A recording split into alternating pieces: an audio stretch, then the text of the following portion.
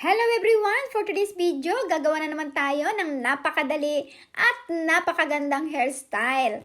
At hayan, kukuha lamang po tayo ng buhok sa magkabilang side. At pagkatapos ay itatali po natin ng rubber band. At pagkatapos niyan ay ipapasok po natin paloob ang buhok. Ayan. Ganyan lamang po. Madali lamang po siya. Kayang-kaya nyo po iyang gawin. Kaya practicing nyo na.